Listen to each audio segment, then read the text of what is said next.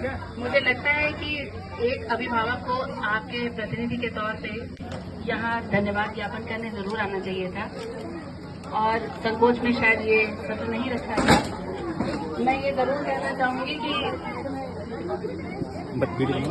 तुम ही हो माता पिता, तुम ही हो बंधु सखा, तुम ही हो साथी, तुम ही सहारे, कोई ना अपना सिवा तुम्हारे। हमारा सब कुछ हमारे बच्चे हैं और उनका सब कुछ है आप लोग जो उन्हें करते हैं, उनका भविष्य बनाते हैं।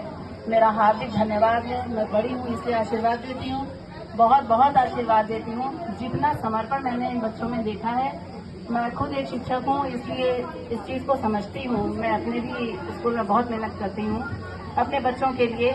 स्कूल के गेट पे खड़े होने के लिए कोई कोचिंग का टीचर नहीं आता है कि हमारे बच्चे ने क्या किया, लेकिन ये वहाँ मौजूद थे।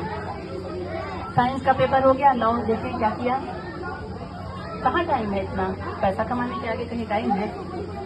इस बात ने मुझे अभिभूत कर दिया। मैं हृदय से धन्यवाद देती हूँ। मेरा बहुत बहुत आशीर्वाद है कि आप लोग बहुत तरक्की करें और इस कोचिंग क्लासेस को और आगे ले जाएं, और आगे ले जाएं, और आगे ले जाएं। Thank you.